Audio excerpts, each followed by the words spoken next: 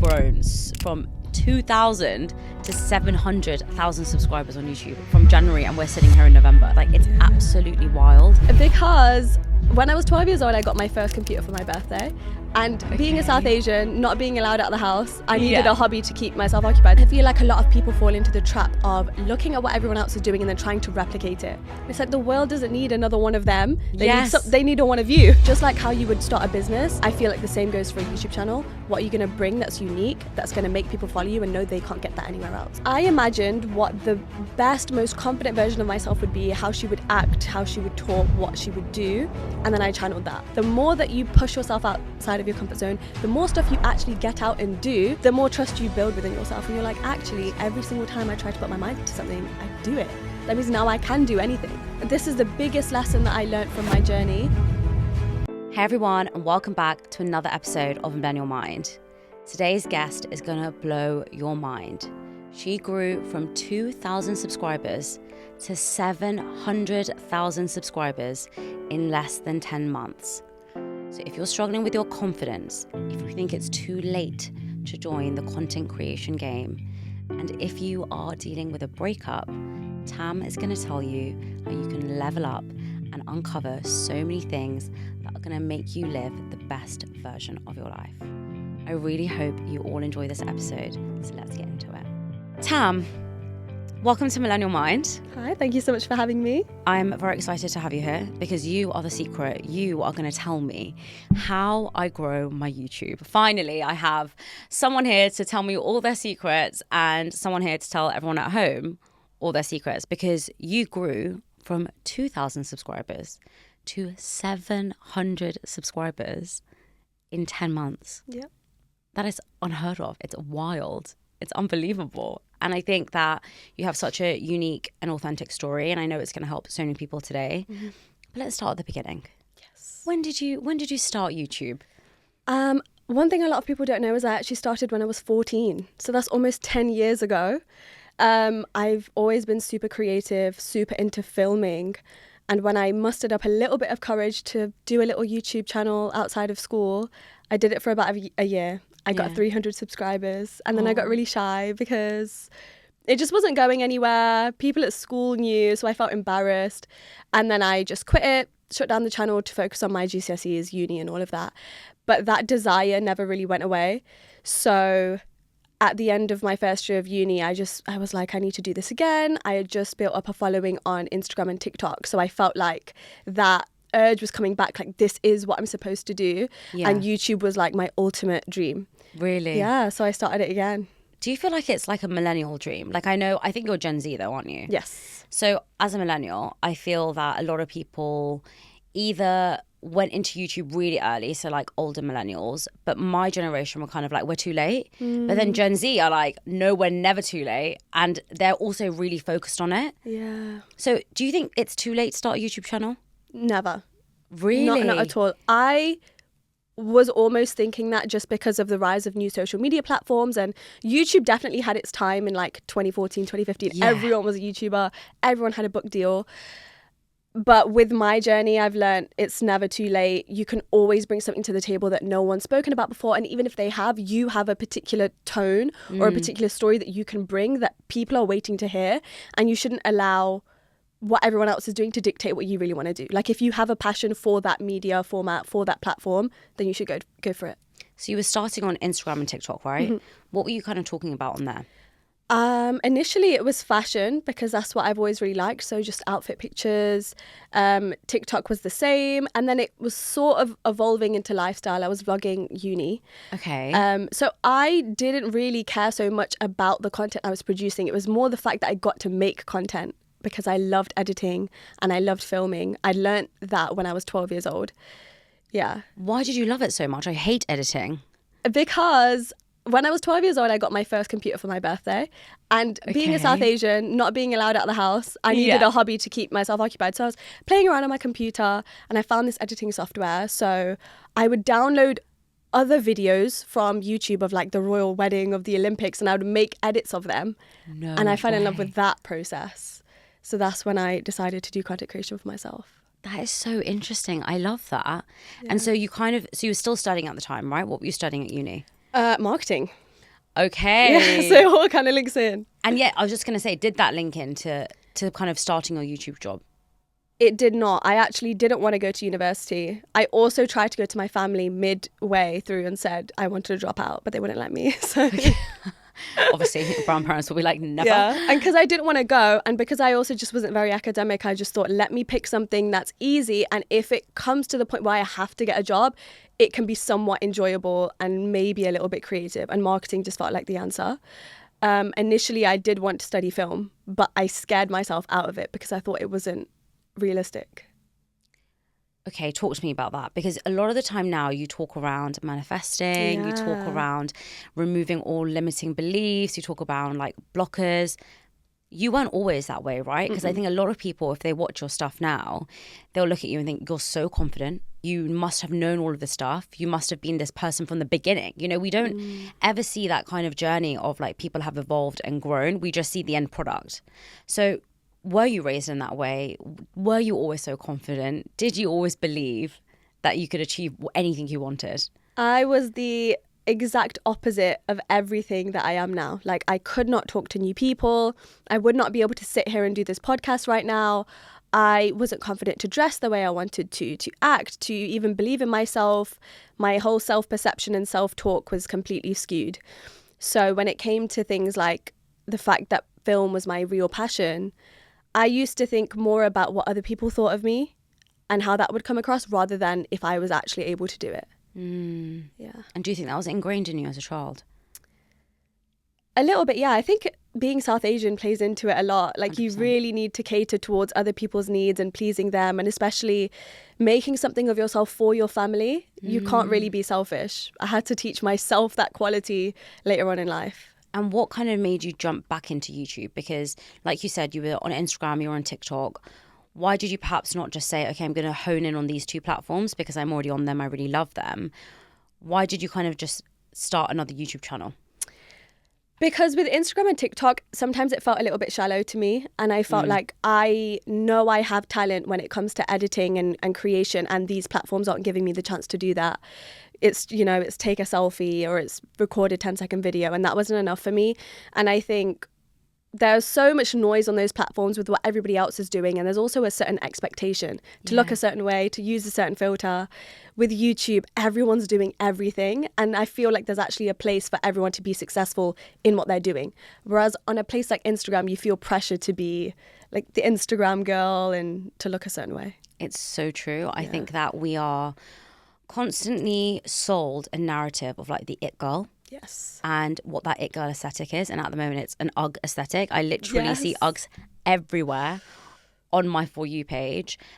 And often it can feel really overwhelming. You know, last year I kind of was in that phase of, I felt like I was going to so many events, and even this year. And there's times I go there and I'm like, I don't really feel like I dress as nice as everyone. I feel like they all like look really aesthetic. I'm there like in my trainers and my socks changing in the lift before I get in the room, you know, and everyone, I'm just like, I come on the train. Like, how am I meant to wear a nice dress on the train with heels and have my hair slicked back and have my hair done every day? Like, it's really overwhelming.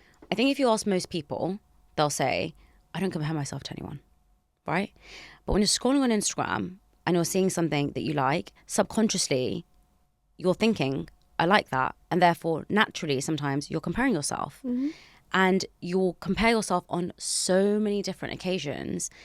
And if you're not aware of things, then it'll just come up to you one day, right? And I think that that's the problem with Instagram. You don't have that connection with the person you're following. Whilst on YouTube, you don't instantly compare yourself because you're hearing the story. Exactly. And they're totally different platforms. When you're looking at someone's Instagram grid and they're showing something, you're just looking at it thinking, oh, they're so lucky they have that. Oh, I wish I had that. How do you know the story behind it? You don't. And so I think that's so true. So if someone wants to start a YouTube channel right now and they're thinking, there's loads of people within my niche, you know, I'm too young or I'm too old. What was it that you did that you could give advice to someone else to do? So I realised pretty late that I wanted to talk about self-development. And there were quite a few people out there doing that, really big creators doing it. And I didn't care that anybody else was doing it because I always knew there's something different that I need to be able to bring in order to grow. Yeah. I feel like a lot of people fall into the trap of looking at what everyone else is doing and then trying to replicate it. And it's like the world doesn't need another one of them. They need a one of you. So I would search the kind of videos that I wanted to create, how to be confident, how to manifest, and I would look at what everyone else is doing and then try and find a gap in the market. Just like how you would start a business, I feel like the same goes for a YouTube channel. What are you going to bring that's unique, that's going to make people follow you and know they can't get that anywhere else? So it can come in the form of loads of different things, whether it's what you talk about, how you talk about it, even how you edit, how you story tell. I know that there are some people who won't just sit in front of the camera, they'll do like a whole acting thing for their video. And I love that. What your thumbnails look like, how you are titling your videos and using SEO, how you market yourself, or even just down to your personality can make the world of a difference and how you explain something. The number one comment I get on majority of my videos is, this is the best video I've seen on X because of the way you explain it, because you covered it in this way. And that's how I know I did my job correctly. But I think the first step is to do the research to see what's out there. Is that what you did? That is exactly what I did. I spent a lot of time doing that. So talk me through that process. How old were you when you were doing this? This was recently. This was January of this year. I can't believe that you've grown from 2,000 to 700,000 subscribers on YouTube from January, and we're sitting here in November. Like, it's absolutely wild. So in January, you were thinking, okay, you have finished university now. Did you want to do YouTube full time? Was that your 100% focus? It was a mix between Instagram, TikTok, and YouTube. Like, wanting to do social media, I didn't know that YouTube was going to be the one. Fine. Okay. Yeah. So you were researching on YouTube all of those different videos, right? What was the gap in the market you found? Growing up, I had so many issues around I couldn't be confident and I couldn't talk to people or make friends. So I was Googling throughout my entire life how to do certain things, and I would feel so frustrated every single time I read an article or watched a video. I felt like my question wasn't answered. So I went about it in a way of, my videos need to have a particular structure. You will never click on one of my videos where I won't tell you what the chapters are of each video, and make it as concise as possible. On top of that, if I'm making a video about confidence, I look at what everybody else is saying on the internet about confidence, and then I think, if I was watching this and if I was trying to learn something, what do I feel like they haven't covered? And then basing it also on my own journey of confidence and trying to fill out those gaps. Similarly, I'll go on TikTok and I'll do my research there. What are some controversial things people are saying about confidence? And then covering that as well. So this is the thing. I think when people see your YouTube videos, they're probably thinking, what? How on earth are you doing that? You're doing one YouTube video a week, yeah?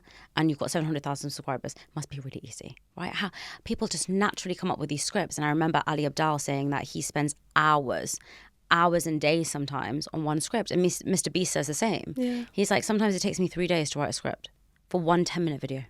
And that's what people don't see, is all of that work underneath.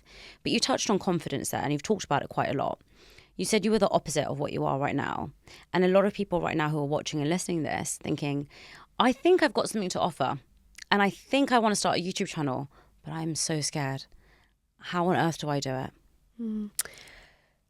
With confidence, I think confidence isn't the same for everybody, because there's so many different elements to confidence. And I was talking about this with my friend the other day, and he was saying, I'm really socially confident. I can walk into a room and I can talk to anybody, no matter how big and famous they are.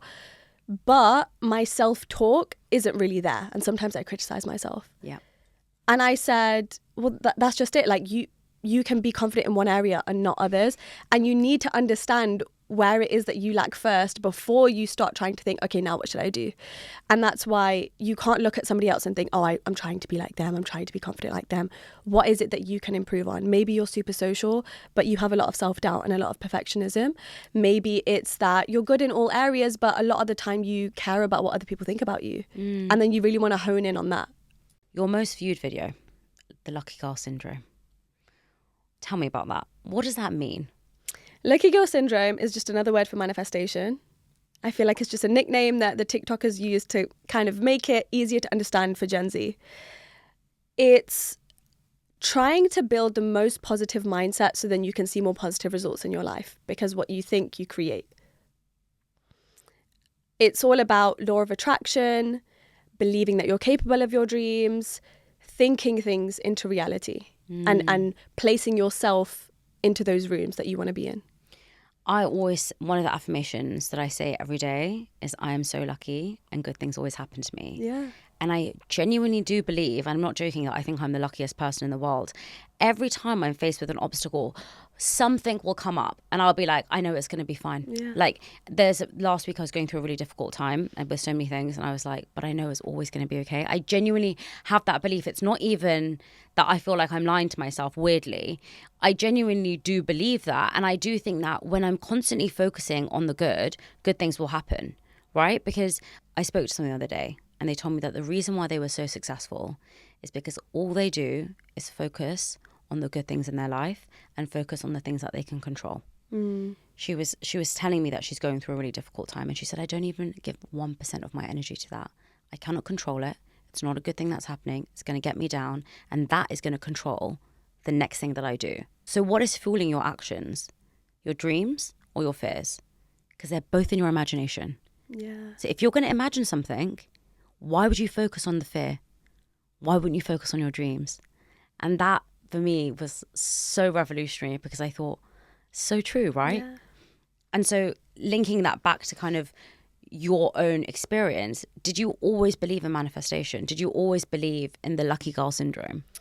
I only came across the law of attraction in 2020. It was when COVID had hit and I was reading a lot more books. So I read The Secret, and that's when I was introduced to it. And I thought, this makes a lot of sense, and I need to try it, because I think I was really plagued by my past for a lot of my life.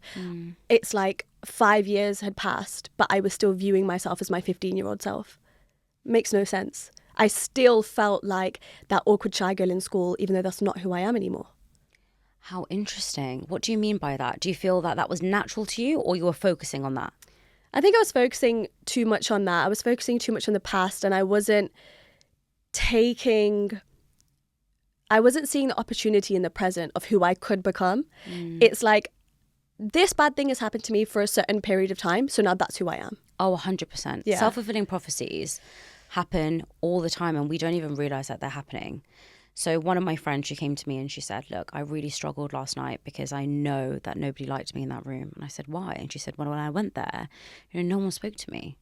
And I said, okay, did you speak to anyone? And she was like, I tried. And I was like, tell me what happened. She was like, I went there, everyone was talking, so I went to go to the toilet, and then I came back in the room and I just felt everyone was looking at me funny.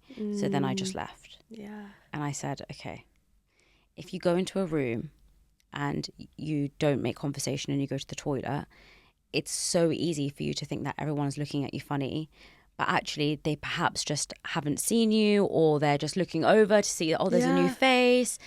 But what you're telling yourself in that moment is nobody likes me. And therefore, if somebody does come and say like, hey, how are you? You're just going to think they're doing it out of pity, or they're doing it because they have to, or they're doing it because whatever the thoughts that you have in your head are, that's going to become your reality. Yeah. And you're going to walk away from an experience with a totally different experience from somebody else. And I understand that. And I think that it's really difficult if you are introverted and you are really shy to get out of that mindset. So how did you get out of that mindset? It started with fake it till you make it. And I think that really got me through this big difference of living a certain way for so long, being in my own shell and just sitting comfortably there. It was when I went to university, I was in a new city, no one was going to know who I was there. So I just pretended to be like a confident person. I was putting on an act the entire time. What? Yeah. What do you mean pretended to be? Did you just wake up one day and said, I'm going to just pretend to be confident? I imagined what the best, most confident version of myself would be, how she would act, how she would talk, what she would do. And then I channeled that. It's like an alter ego almost. So on the first day of university, we just moved in. It was late afternoon, and I went and I knocked on all of the doors of the flats of my floor in my building, the floor above and the floor below. And I said, I'm hosting a pre-drinks at my flat tonight. Come and let's all get to know each other. And I was dying on the inside. I was terrified. And I didn't think anyone was going to show, but they did. And it was a little bit awkward, but everyone started to make conversation. And we all stayed friends for the rest of the year just because of that. So you took that first initial step, and that changed everything for you. That changed everything, because I was like, this was something that I thought was so uncomfortable and so terrifying. But look, I did it. And look at the amazing result I got from it. And I talk about this in my content as well. I call it your portfolio of proof. The more that you push yourself outside of your comfort zone, the more stuff you actually get out and do, the more trust you build within yourself. And you're like, actually, every single time I try to put my mind to something, I do it. That means now I can do anything. 100%. I talk about the same thing. I always tell people that once you do something once, it is going to be so much easier for you to do it the next time. Because if you don't do it, you've already failed at it. You know, a lot of people say to me, how do you ask loads of celebrities to be on your podcast? And I'm like, well, if I don't ask them, then the answer is no. I have no shame and no scare to ask anyone. And I once actually waited outside a changing room that Harry Styles was in with a pen and a piece of tissue. And I said to him, can you write your email address down on here? And he did. Oh my God. We haven't got the interview yet, as you can see. The point is that the only reason I was able to do that is because I've asked people 101 times before. So why is it any different in asking him? Right? And people always say, aren't you scared? And I'm like, scared of what? I'm already rejected. Yeah. If I haven't asked them, I'm rejected at the moment. So it's only a win for me. And I think that's what we're afraid of, is taking that first step. But that first step is probably the most important one you'll ever take, because it leads you to create all of the next steps. And also, why are we always putting other people on pedestals? Why is it scary to talk to this other human being and ask them to be on our podcast or our show or whatever? So true. Why do you automatically assume that you're lower than them? And it's the same thing as like walking into a room, and because people are staring at you now, all of a sudden you automatically assume they're thinking something bad about you. What if they're admiring you from afar? What if they love the way that you're dressed? What if they're trying to work up the courage to talk to you? And I think that's where the confidence and self-perception comes into play. Like once you work on that, all of that fear goes away. Because now you're like, why wouldn't anybody like me? They haven't even spoken to me yet. It can only be positive from there. I love that. That's such an interesting perception, because you're so right. Naturally, we're wired to think that if somebody's looking at us, if somebody's nervous, or if somebody is coming up to us, they're going to say something negative, right? When you walk into a room and everyone's staring at you, we don't see that as necessarily a positive thing. But why can't it be? Yeah. And I think what you're sharing is essentially that inner work that you've done has allowed you to switch that from a negative thing to a positive thing. And now actually you're able to see that in a more positive way. But for people who are at home who are struggling right now with their confidence and their self-belief, what's some of the things that you did to get yourself out of that? The first thing I would say is a self-evaluation. You need to go through what your weaknesses are and try and work back from them to figure out what is holding you back, because what you're lacking isn't necessarily what everybody else is lacking when it comes to confidence. And then I would say you actually have to get out and do something. You can't sit at home all day long and complain, why am I not confident? Why can I not do this? Try something, try anything, join a class, meet a new person, DM them, ask them for a coffee, set up your YouTube channel, post your first picture on social media. Whatever it is for you is going to give you experience and allow you to realize, actually, these things I'm building up in my head to be so scary. And then you do them and it's nothing. You talk a lot about personal responsibility, and you're talking a lot around manifesting. And a lot of the time, people don't think that they go hand in hand.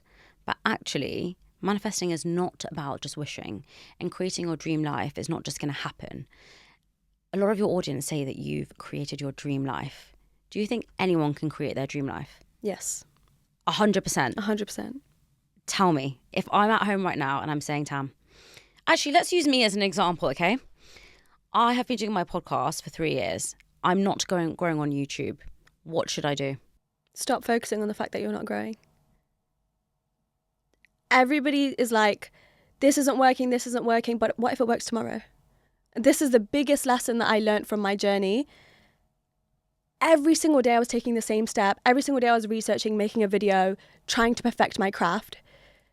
Every single day you're going to take a step, but you don't know which day is going to be the step that moves you exponentially closer towards your goal. And that is exactly what happened to me. I didn't know that one Tuesday I was going to wake up and now my video was viral.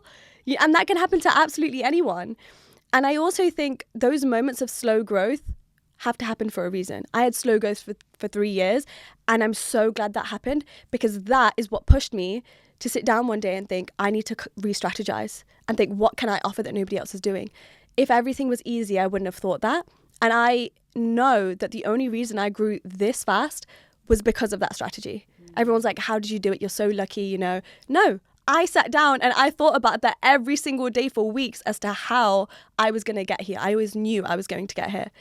Those slow periods of growth are actually really powerful. I 100% agree. I think that often when you're doing something every single day, it can feel really grueling. But I have the same belief. I'm like so confident that that channel is going to go viral and explode. And it's so sweet because there's be like 2 people comment being like, this channel's going to blow up and I'm going to be here for it one day. And you're so right, because I had the same with my podcast. Everyone was like, you grew overnight. I'm like, no. I was doing it for 2 years before that. Just nobody was watching. And it's so much more valuable and so much more rewarding when you've been through those hard days, because you appreciate it so much more. And I also think the reason I asked you that question was not actually personal. It was more that everyone is so focused on growth. Everyone is so focused on, how do I grow? How do I get more numbers? How do I get more subscribers? Why do you want them? Why do you want them? Why? And Mr. Beast talks about this as well. Subscribers don't matter. Followers don't matter. Views don't matter. All that matters is, are you producing good content? Are you producing better content every time? And everyone who I've spoken to who is a successful YouTuber or who is a successful podcaster or whatever, all they've focused is on the content and the craft. So in business, you won't hear a lot of people saying, oh, I was so focused on getting loads and loads of sales. Some people are, and that's great. But the ones who do exponentially well are the ones that focus on my value and my why behind why I'm creating this product, because I'm obsessed with this product and I'm obsessed with making it better. And that's why I wanted to ask you that question is, I think everyone who's watching and listening to this will probably want the answer to that question, how do I grow? But the answer should actually be, how do I make my content better? How do I make my purpose better? And how do I make my product or my service even better, right? 100%. One of the things that everyone keeps honing in on right now is a high value woman. You know, we all have feminine and masculine energy, but talk to me about it. Do you think that we're kind of merging them at the moment? Why is it important we tap into our feminine energy as women?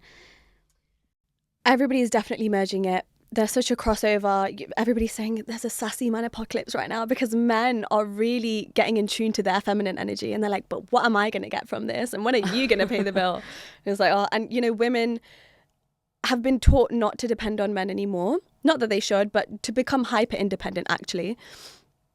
That the entire weight of the world has to fall on their shoulders, that they have to do everything and solve everything. And it's not safe for us to rely on others to support us through our problems anymore. And I think that's where it gets really dangerous. And I feel like I was actually raised to be in my masculine energy and to do everything for everybody else all the time, to not rely on a man, to not think that I would ever really receive anything from a relationship other than just being in a relationship. And as a result of being that way, all of my past relationships were, I was attracting feminine men who wanted to take from me rather than allow me to live my soft girl life, which is what feminine energy is about. And when I did the work and I started to shift, I'm now in a relationship where I feel so safe and catered to all of the time. I know if I have a problem, my partner's going to come running. And I've never experienced anything like that. But people get it twisted. They think, oh, you know, why would you depend on a man? That's not responsible. It's not about that. You can be independent. You can be ambitious. You can work towards your dreams. I am all about that life. I always have been. It's about creating a safe space where you know that you can be taken care of.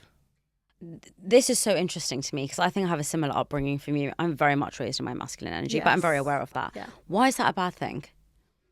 What does that mean when we're talking around reliance? Because I've actually openly spoken about this on this podcast, where I've said I did find it difficult to rely on my current partner. Yeah. Because I've just never relied on anyone. Why is that a bad thing?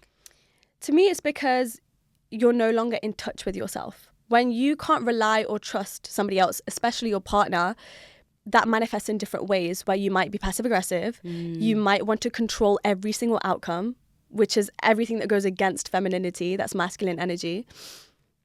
And although, yes, everybody's supposed to have the balance of both, we need to be more in tune with our feminine, so then we can live in the way that we were supposed to be taken care of, to receive, to be in this fluid, flowing energy. We're not supposed to overwork ourselves and be stressed all the time and try to provide for everyone 24/7. So women who want to be a provider, is that wrong? It's not wrong. I think it depends on what you want to do. I always say live in whatever way makes you happy, but don't allow yourself to get to a point where just because you've been burnt in the past, now you are mistrustful and you're not going to allow yourself to experience all of the things you deserve. Talk to me about that. What do you mean? So to the people who have gotten their heart broken repeatedly and then they swear off relationships and love. But we're supposed to experience love and we're social creatures and we're supposed to have these partnerships. And people get really obsessed with power and ego. So they isolate themselves and they become hyper independent. And I know this because I went through the exact same thing. Yeah. I was trying to heal my broken heart. So I spent a year dating myself and being single. And it was really hard at first, but I got through it. But I took it too far. I became hyper independent. I was dating men just for the fun of it. I didn't care about a relationship. I didn't care about commitment. I didn't care about friendships either. I was like, I just want to succeed and I want to be ambitious, and that is that. And in the end, that just causes a really deep unhappiness. That's so interesting. I think I really agree with you in terms of the dependence thing, because I had that growing up. You know, I was told to not rely on anyone. And then when you get into a relationship, it is weird because you need to rely on each other. But I do understand what you're saying about the feminine energy, because I do think as women, you want to feel safe.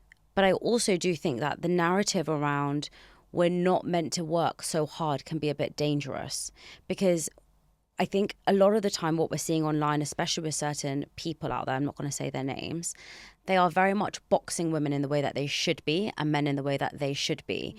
When you're talking around masculine and feminine energy, does this apply to everyone?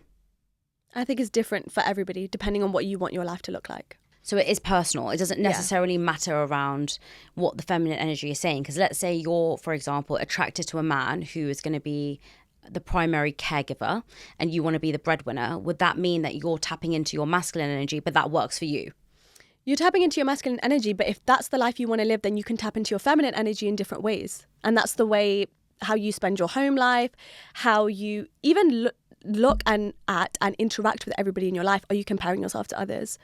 How confident are you? Are you possessive? Are you controlling? It's not so much about who's the breadwinner or not. Got it. A lot of people see a provider mentality or relationship as the man needs to earn all of the money and the woman will stay home. No. He can be a provider. He can stay at home and provide for you in the fact that when you have a problem, he comes running and he fixes it for you. Or when you need someone to talk to, he stops everything and he listens. And that's him providing for your needs. It doesn't have to be that you now have to give up your dreams and your job. That's so interesting. So it's not necessarily around the old traditional roles that we define to be masculine and feminine, but it's actually around understanding different ways in which we can tap into that energy. Yes. So when you said you did loads of work, what does that mean? What did you go through to kind of say, okay, this is what's happened, this is what I need to change, and this is where I need to go? Because there's going to be people watching and listening thinking, oh my God, I think I need to tap into my feminine energy more. How do I do that? I think my 1 year of solo dating really helped. Okay. And just coming back to myself and realizing what was important. I had a lot of bad relationships in the past, but I don't regret it because I feel like every single one taught me a different lesson. And I think I was coming into these relationships and I was teaching the boys how to be a boyfriend, how to be emotionally intelligent, how to communicate. And that once again is you stepping out of your feminine energy to teach someone how to treat you. When you get so comfortable spending time on your own, you don't crave a relationship. You don't need anybody to come and save you. The right person eventually is attracted to you. And then because your standards are so high, because you've been able to spend time alone, that's when you get the healthy relationship. That's when you attract somebody who wants nothing more than to live alongside you and make your life easier and vice versa. When you are out of touch with yourself and you are constantly seeking out other people and external validation, that's when you attract all of these people that want to take from you or don't treat you well. What you portray yourself as is what other people will see in you. So if I tell you that I'm really insecure and I'm not confident and I'm struggling with this, guess what? That is what you are going to see within me. Yeah. The whole fake it till you make it doesn't work because you are faking it. You do have to do that inner work and really figure out who it is you want to become. Because if I don't believe I'm worthy, how can I expect you to believe I'm worthy? If I don't believe in myself, how can I expect you to not believe in myself? And I remember my friend once said to me, who do you love the most in the world? Who do you love? My grandparents. There we go. I said my mum. And she said no. Me. The person you should love the most is yourself. There is one person on this planet that you will spend the rest of your life with. There is one person that you can never break up from. There is one person that you'll always have with you. And that is you and your mind and yourself. And we always say, who do you love the most in the world? My boyfriend, my husband, my partner, my mum. Yeah. The person you should love the most is you. And we forget that. We're not taught that in school, right? Self-love is not a thing in school. Yeah. We're just not taught about any of these things. We're just taught stupid things like what's pi squared. I mean, that hasn't helped me in my life at all. But when you're talking around this stuff, it seems like you were in a place where you were changing so many things, right? When you're telling me, you're like, I reassessed my YouTube and I changed that. And then I reassessed my life and I was like, I'm going to change that. Was there a breaking point for you that you thought, do you know what, I've had enough? Or was this a slow and gradual thing? Because you've made drastic changes for someone who couldn't talk on camera, who was like, I'm just going to make my YouTube channel. From someone who's like, I'm very shy. Everyone come to me for pre-drinks. Like, they're very big jumps. What's really funny is my biggest breaking points have always come right after a breakup, because it really makes me take a step back and look at my life and think, I was in this for so long and I shouldn't have been. Why? And what can I do now moving forward to improve? Yeah, if I were to assess a pattern in my life, it's always been right after a breakup, I really start on my self-improvement journey. And I think that's how it had to happen for me. I was a really big serial dater and I was constantly in and out of relationships. Once I got out of that pattern and I focused on myself, then it became a constant thing. Every single day I woke up and I thought, how can I be 1% better today? But yeah, no, those breakups motivated me in different ways. After one, it was, I just want to create my dream life and I want to stop with the dating. So I did my YouTube. Another one was, I need to change my dating standards now and alter what I'm going for. And another one was, I need to completely stop dating now and just focus on myself. When you're talking around dating and you're saying that after every one you kind of reevaluated your life, breakups are really tough. They can crush you. And I know a lot of people have reached out to me and they've said, I just can't find the motivation after a breakup. How did you find the motivation? Not only to, get out of that, but also to make sure that you improved yourself. I love breakups. I don't think they should be sad. I don't think it's this horrible bad thing where you can't get out of bed. 100% you need to grieve the fact that you lost somebody that you really loved and you guys will no longer be in touch. But this is your time to enter your villain era. And every single time I go through a breakup, I'm like, this is my time to shine. You would not be breaking up with someone if you were still meant to be with them. That's just the fact of the matter to me. And you had to be in that relationship for that particular season and then leave it to now grow and evolve into the next version of who you're going to be. And then have your next partner. Definitely told that you should maybe date maybe one person, but then marry the next person you meet. Yeah. And there's this amazing movie. Have you seen it? It's called Dear Zindagi. Yes. Have you seen it? I rewatched it the other day. Shah Rukh Khan is the therapist. And Alia Bhatt is his patient. And she comes in and she says, I had this horrible dream last night. I was wearing an Indian outfit, like a marriage suit, and everyone was staring at me and laughing at me. And she said, I think it's because I've been in yet another failed relationship. And he said, why is that a bad thing? And she said, going through so many relationships and going through so many breakups, it just feels like everyone's laughing at me and they think I'm dirty and they think there's something wrong with me and I'm too fussy or I'm too picky. And that's what a lot of people say, right? And he said, when you go into a shop and you're looking for furniture, do you just buy the first sofa that you see, or do you sit on it? Do you make sure it's okay? Do you test it out? You sit on it and test it out, right? You don't just buy it.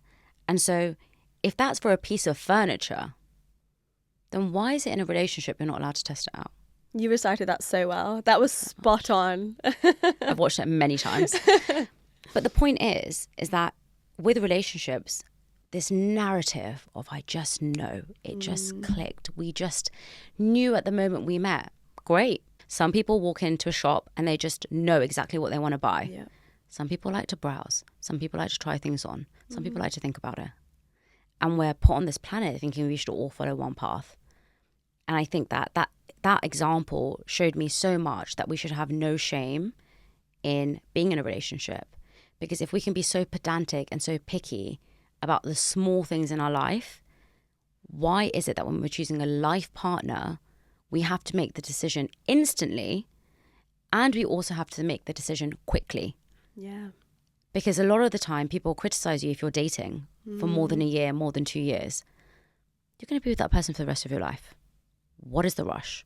Exactly. Why is there this panic to be obsessed with marriage? I mean, you're still so young. Yeah. I'm 30. And I don't think that this year I have ever gone a week without one person mentioning when I'm getting married. I swear on my mum's life. Oh my God. The other day it happened 4 times in one day. Oh my God. I was like, this is getting nuts now. But there is this obsession with that. And we're so focused on the end goal, aren't we? Yeah.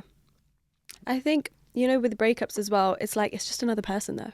This was a stranger that entered your life. You were with them for a few months, a year, and now they're gone. But you've been with yourself your entire life. So why are you now prioritizing the loss of them and then losing yourself in the process of that? That is so true. That completely changed my mindset when I realized that. I was like, who even is this person? They were a stranger to, I didn't even know they existed last year. I am my number one priority and I need to focus on myself. And another person's going to come and that's fine. There's going to be people that are watching this, and I know that because I have wild comments at the moment, by the way. When you have strong women online speaking, some men are very triggered. They seem to feel as if I'm like attacking them specifically and I'm talking directly to them saying I hate them. But there's going to be people who are triggered by what you just said. I love it. Bring it on. Why do you think that people are so triggered by what you've just said? So triggered by what you've just said. By you saying that you're just another person, there will be people that will say, and I know for sure, this is the problem with modern day women. They don't value relationships. We're just another number. No, you do value relationships. That's why you're in them and you're going to grieve that person. But we need to stop putting other people before ourselves. Like that person's going to your ex is going to walk away and they're going to be heartbroken as well, but they're going to move on. And they're going to recreate their life and you should as well. And I don't think it should be as dramatic as we make it out to be. Like, I know we were all raised on Bollywood, but that's not real life, unfortunately. I remember I was speaking to someone and they just said, can I do anything about it? Can I change? Because if I can change it, I would be back together with them. And I don't want to be with them. So now what am I going to do? Ruin my life? What am I going to do? Stay in bed and be sad because that's what Bridget Jones did and that's what I should be doing? Absolutely not. When you're going through a breakup as well, I think you can be in really low energy. You know, low vibration, feeling loads of negative things. And in that moment, the idea of even like manifesting something can just feel really overwhelming. But you've said you've been in that place multiple times. Have you ever manifested from that place? Yes. I think for me, it's because I love breakups. I feel more positive energy because I'm like, this is a new beginning. I love that. Yeah. And what's the craziest thing you've manifested? Okay. You're going to love this story. A year ago today, so November 2023. What year are we in? 2023. 2023, yeah. So a year ago today, November 2022, I was living with my grandparents. I just graduated university and I was trying to grow my YouTube channel. It was on 2,000 subscribers, if that. I was just working up towards that. Every single day I was filming a TikTok or a video or scripting something, and every evening I would go on a walk and I would listen to a podcast. That was like my time.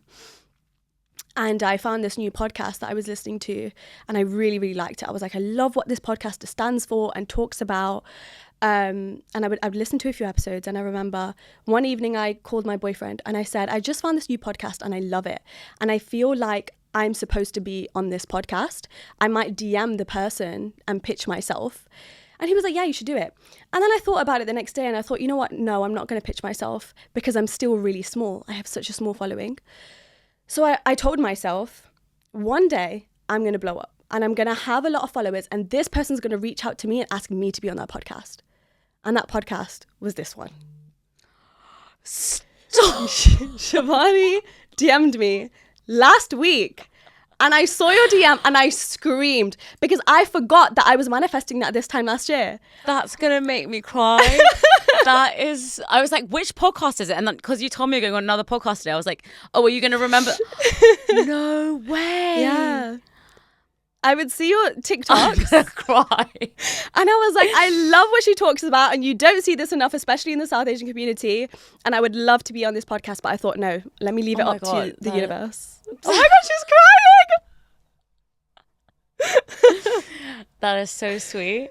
That is so sweet. That's the power of manifestation. Oh God, I'm a bit speechless. Don't really know what to say. That is so sweet. Wait, I was like, what? Also, when you were telling me the story, I did think, is it mine? But then like, because you told me you're going on another one today, I was like, oh, it must be the one that you're going on. And I was like, how cool. I want to know which one it is. Then I was thinking, okay, who can I do this for in my head as I was thinking that? I love that. I wanted to save it. Sweet. That is such a great story. Also, we've been talking and you never mentioned that. Because I wanted to get your reaction on camera, so I was saving it. I love that. Yeah. Good content. But also, the reason why I didn't think it was mine is most people, when I ask them, because that's happened a few times, they'll tell me straight there and then. Yeah. And then I'm like, oh my God, that's so sweet. But that was very good storytelling. I was tempted to tell you downstairs, but I thought this is going to be better on camera. I love that. That is so amazing. Crazy, isn't it? One day I'll be on your YouTube channel and I'll be manifesting that. There you go. All goes full circle. But no, thank you so much for coming on. Thank you. It's been such a pleasure and I just love that story. That really means a lot. So thank you. Thank you.